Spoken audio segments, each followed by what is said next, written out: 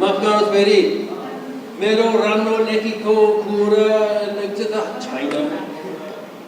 Tese kune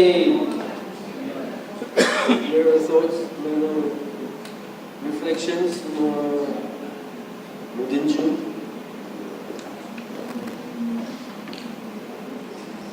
Tata panggawa.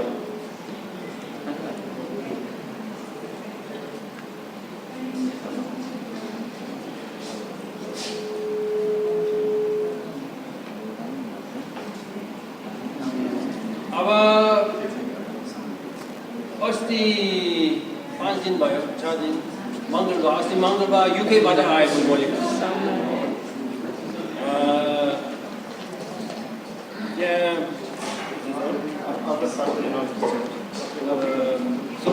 Social science baha ukari gram.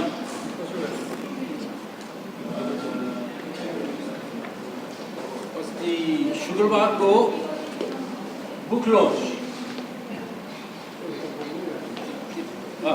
Book launch.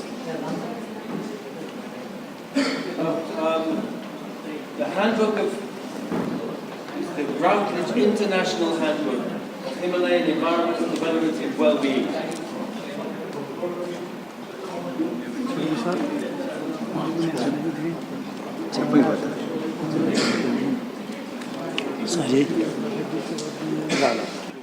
Yo aba ke yo 5 भाषा को हम यो किताब Himalayan Handbook of Himalayan Environmental Development and Well-being.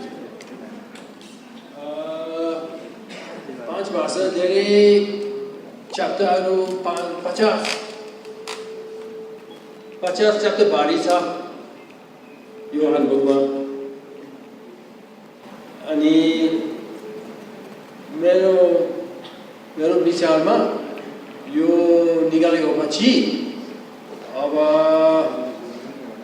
कुनै reflections पढ्न सक्छु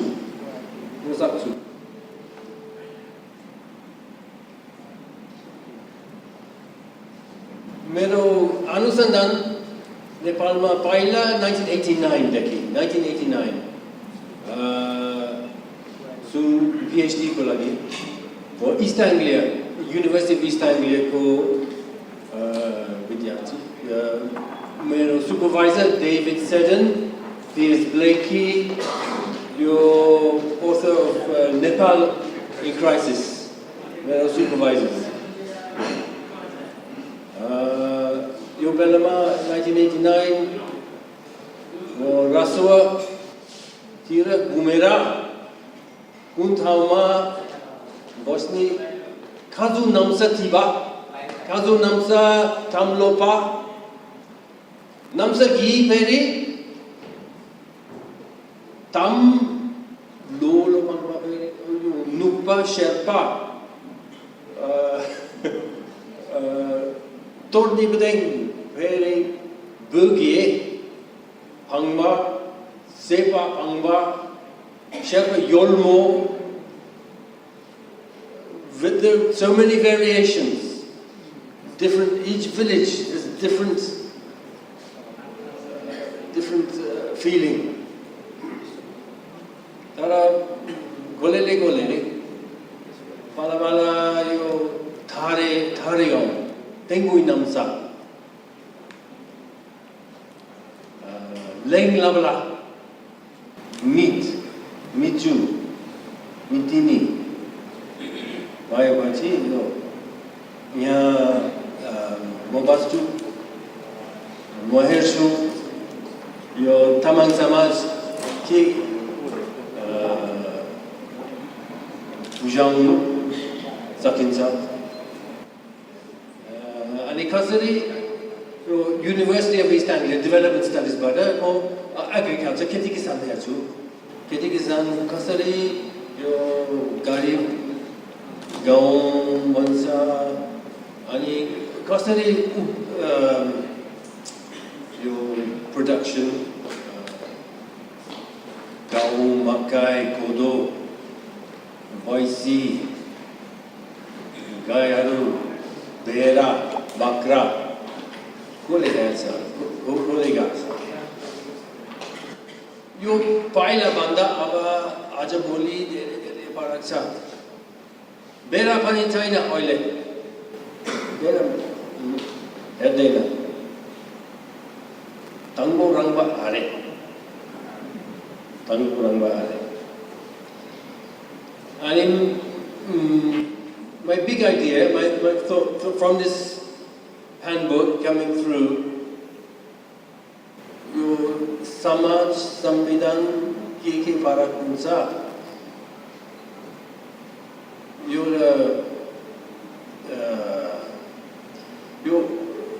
in anthropology, social science, we have had a change, a turn, multi-species turn.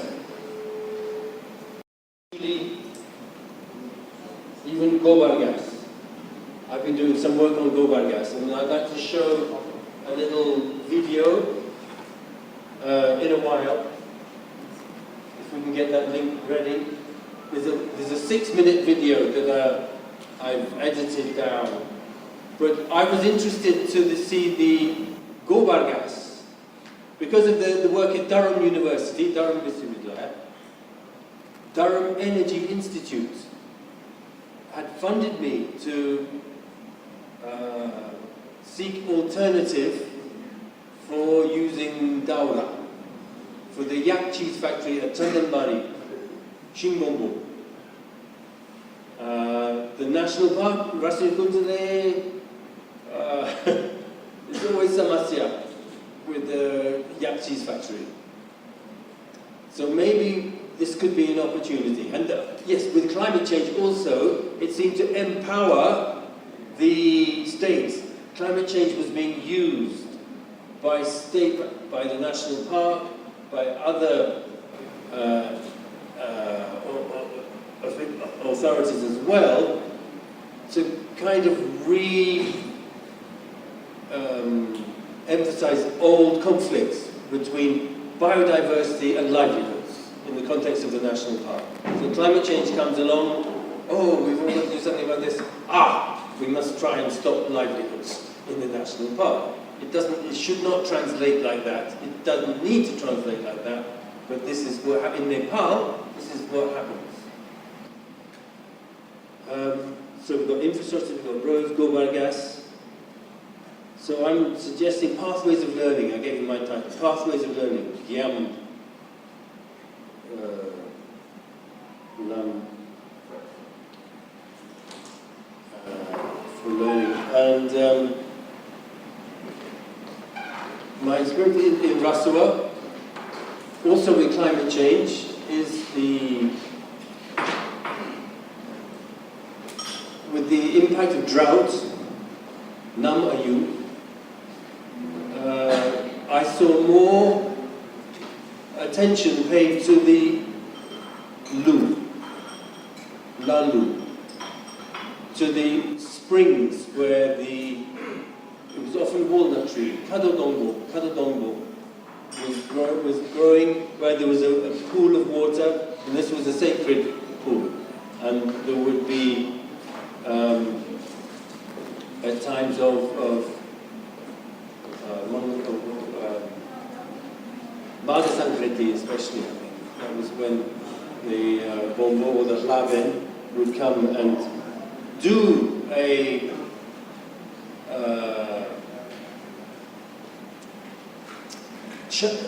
chanting with the spirit of the water, with the sentience of the water. So this is something which also is coming through in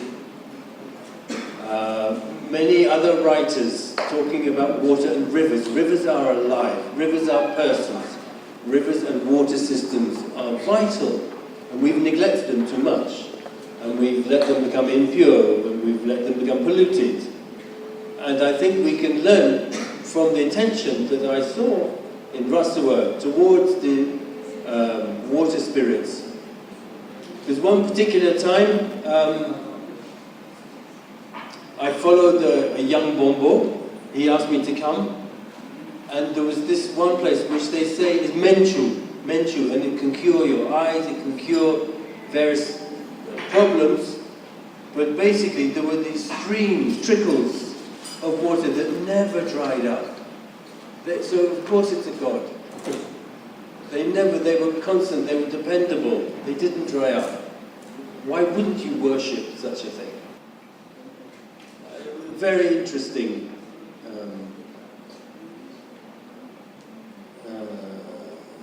Very interesting relationship with the non-human, more than human, coming into my understanding of what my research was, where it was taking me.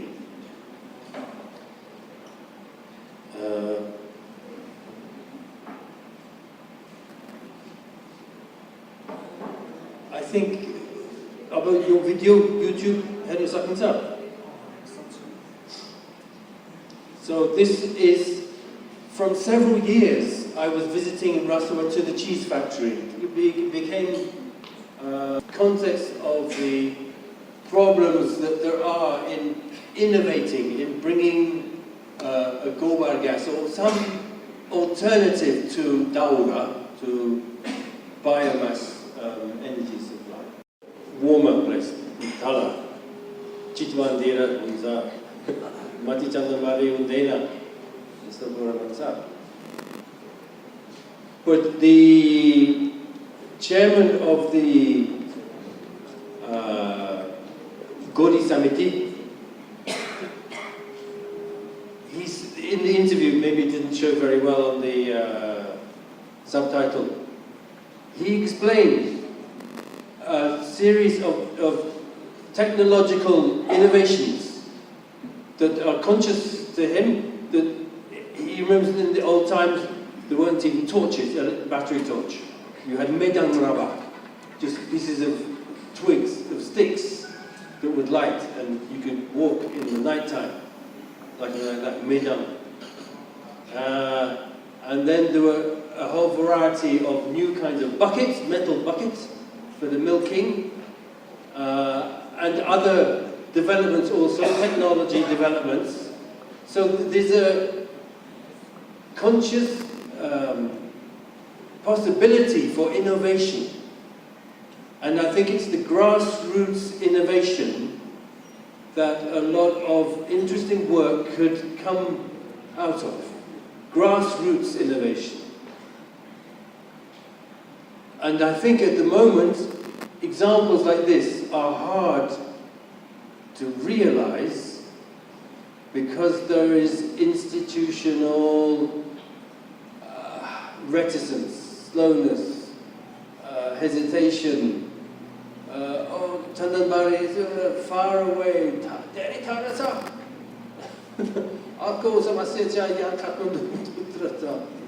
So the decision making is in Kathmandu, it's in Lainchor for the Dairy Development Corporation. They should have ownership of this problem. And the people on the ground, in Chandanbari, in the area there, are wanting to innovate, to show they can change with the times and take on a new technology. But in the end, this problem comes down to institutional hesitancies and lack of commitment to change, because there are other kinds of distractions that any organization is going to be drawn to distract from these kinds of possibilities, which are too much at the margin. In fact, the yaks, wherever there are yaks, they don't get the decision makers they deserve. And I think this is being shown. There was a book I looked at, I did a review of Yak on the Move for the Isimot organization.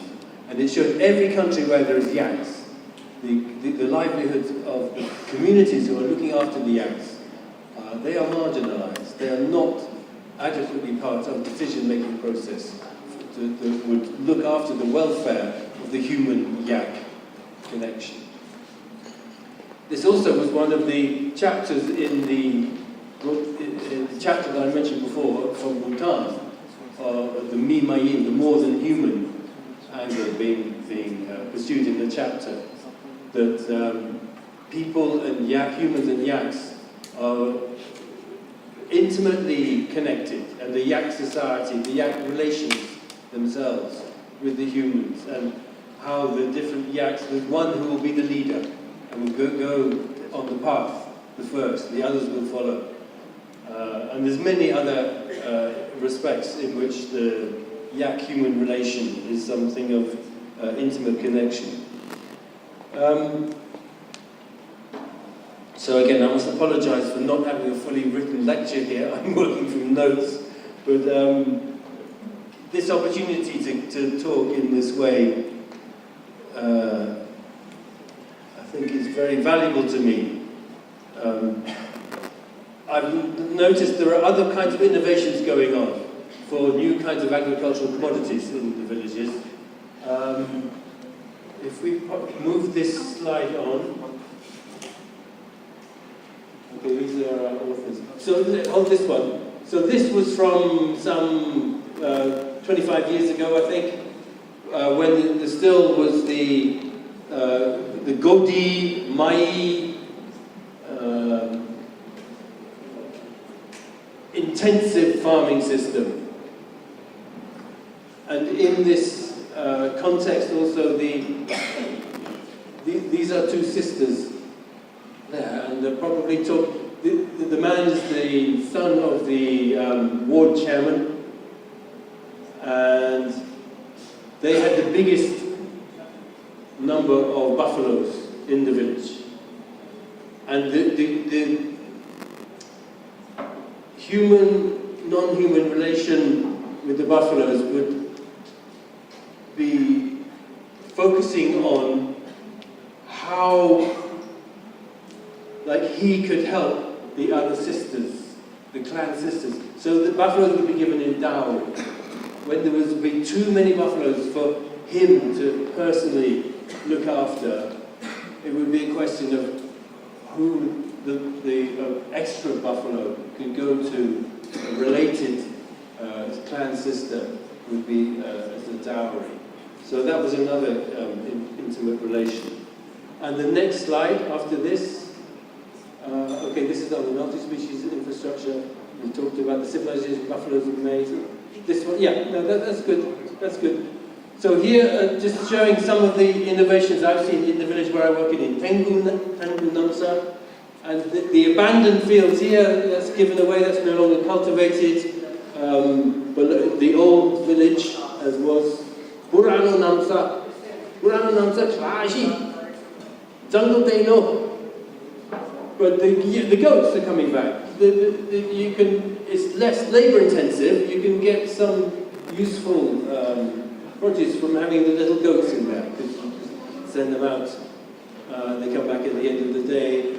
And that's a productive adaptation for the labour availability that there is. It makes sense to keep a herd, a flock of 30, 40 goats. That's valuable to do. Here, there was the far right picture, that was Lord Wu. He's saying that they had tried dry rice. Is it kukara? Dry rice that they had tried, but it hadn't worked. So they're trying, they're seeing what might work. They're having a go. And then these are other examples. This iskus, there's some makai, there's some buckwheat. What do we call that? Bre. Buckwheat. In Tamang language, bre. Kambre. So the people are adapting to smaller scale crop growing, where they can protect from the animals, from the dumshin, banda, banyan, droga, and all this. So there's a constant adaptation going on, and I think this is grassroots innovation at a everyday scale. People are seeing what worked last year, what can be done differently in the next year. So yes, there's new kinds of verticalities. So verticality was a concept. Verticality was a concept that it reflected in the title of my book from 2013, Living Between Juniper and Palm. So juniper, shukpa dongo. Juniper is at the top of the mountain, and the palm tree, monodumchi, it grows at the bottom. And I based my that analysis in the book on the constant need to go up and down with the seasons. Yatsa, Martsa. Yatsa up in the summertime, Martsa coming down for the winter. New kinds of verticalities are coming in. There are some kinds of crops, like kiwi fruit, which I had been called kibu. Kibu roro. Kiwi fruit. There was chiraito. That was also being tried for some time as an alternative commodity for people to grow and make some money. And then some people have gone for the fish, rainbow trout. But I think it's the cost of the input for the feed, dana, deri mango. It's so much that people can't afford to buy the trout themselves. It's only for export, not for home consumption. But I'm wondering also about patterns of well-being, and again, how there are changing fashion in food. And I think with the Nepal diaspora, also there are now in the UK, there are shops where there is simbu, you find simbu, you can find gundru, all the classic Nepali foods like this have come to the diaspora. But I'm thinking, why is it that, for instance, when people go on a trek, that they are given some more like gundru? For the tourists when they come, experience something different. What about polo? Polo den braken. Polo tabarongba. Breakaba. So again, who is deciding who sets the menus for the tourist restaurants and hotels? Why can't there be nettle curry there as well? And again, it's a sort of, it's been sort of just marginalized. People thought, oh, well, they won't want that, will they? Well, there is a curiosity. There's a fashion for all kinds of... It's also very good for the gut biome, isn't it? I remember so many in Rasua, Jap Sabah, and then people would go into the forest, they'd come back with so much spinach, wild spinaches. And this is very good for the gut biome. Keep healthy with it. I think there's many ways which is looked down upon. Oh, well, that's poor people's food. In fact, it's very, very good for our well-being, our nutrition.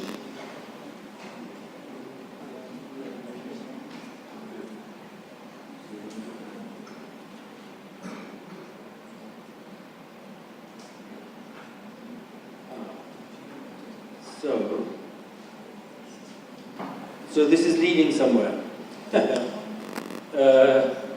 This is leading somewhere, I think. Interesting. Because it's about what I've been writing about from... I had an article published in European Bulletin of Himalayan Research in 2018 about climate change in Rasua and people's response to climate change. And I think the problem is translating this scientific concept, climate change, into what everyday people can understand. Because people have their own observations. We've talked about the drought. Nam I do. And how to translate scientific information about climate change into terms that are understandable in the village is one thing, but it's also there are ways of knowing, kind of gyan, Stania Gyan, whatever you call it, local knowledge, Tata Sheba, Tata Zopa. There are now more and more anthropologists, such as myself, who are saying, in fact, a lot of the knowledge that is there in the villages, in places, it's not verbalized. It's non-verbal knowledge, it's tacit knowledge, it's ways of feeling, it's what we call modes of attention. And it doesn't translate into scientific data. That's a problem. You can't simply incorporate into the scientific models of climate change what is intuitively experienced about being in a place. It's wisdom comes in places, is the title of an important book in anthropology. When you're somewhere, when you're in a place, in the mountain, in the forest, on the path, you have a different kind of connection and a mode of attention to what's going on around you. And I think this is something that could, for future research, lead us into important innovations, because I think there are ways of knowledge which need to be gathered in and put in dialogue with the scientific data on climate change.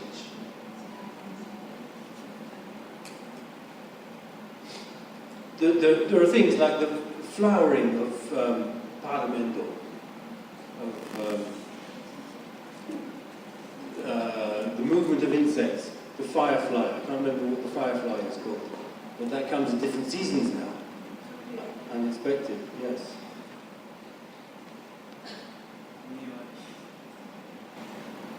And I think this is coming to a major point I'd like to make. I think next slide. Okay, so this is just the table of contents for our big Himalayan handbook of environments, development and well-being. And I've written the introduction here to, here's the chapter 13 is the Mimayim, other than humans, in the Bhutan Lowlands Islands.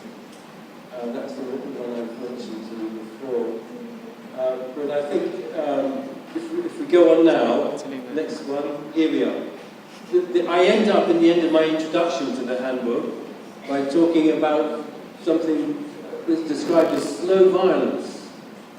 A slow violence which comes from language loss, and from the language loss, the kinds of loss of knowledge about the environment, the ways of describing the changes in the world, the knowledge of the ecological crisis. There's a slow violence going on.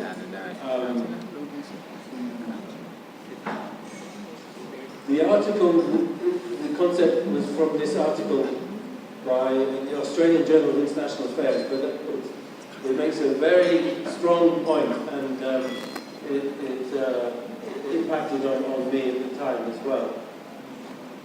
So with the layout of having the wrong idea about something. Ratamam kitapa. It's like about category errors. Ratamam kitapa. There's such a poetry in there. Earthly rootedness as well, about knowledge of the world. And it says so much in very few words. So I think it's that this loss of knowing by doing, which are not simply knowledge as scientific data, but are part of what in the village economy and the kinds of animals that are being kept, pastu, beara, ajabuli, herdena. Sometimes I see in articles that there's a characterization of people who look after livestock pastu, got pasti manchi. Oh, ne kata ke mansayo, big reko manchi mo. Big reko manchi mo. Who else would look after, up in the mountains, it's difficult, it's hard. There's something wrong about the people who would do this kind of thing. So there's a disparagement, sort of denigration of the role of somebody who looks after animals. And I think it's unwarranted.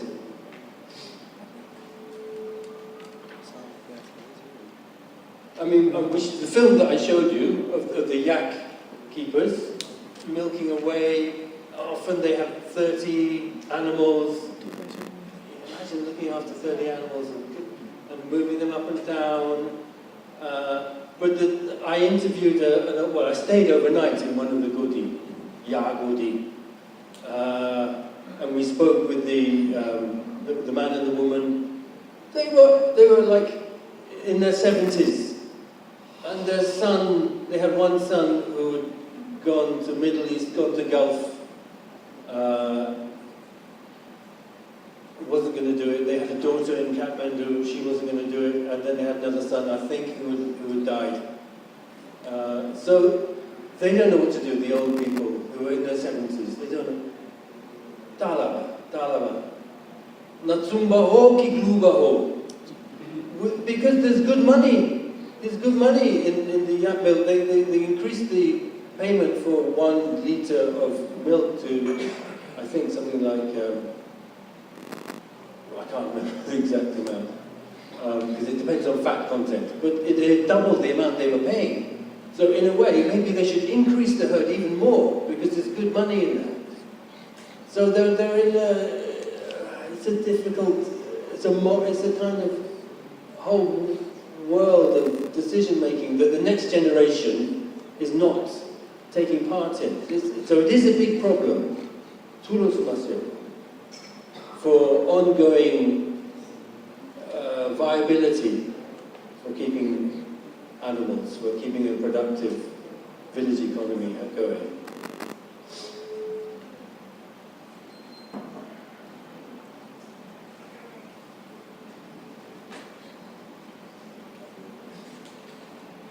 So I think I'm coming to an end now.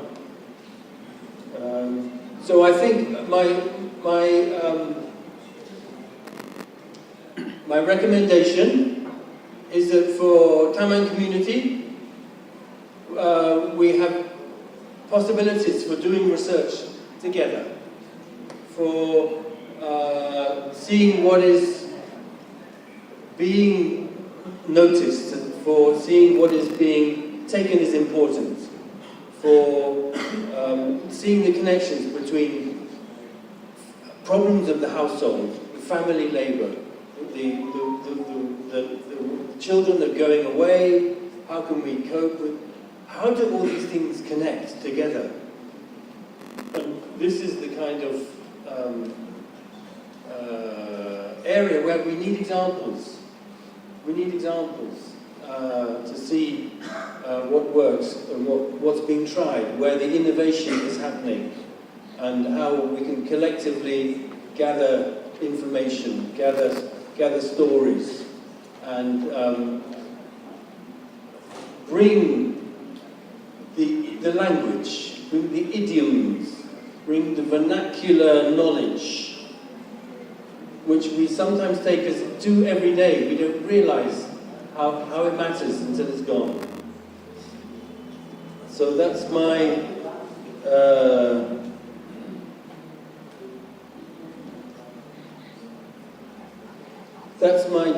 the direction I would like to write this. Thank you for being my experimental audience for these ideas.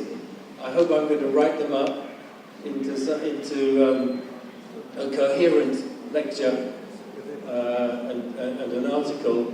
But I think bringing into rediscovering our relations with the non-human is an important job that we have to do. So I think with that, I'll thank you so much for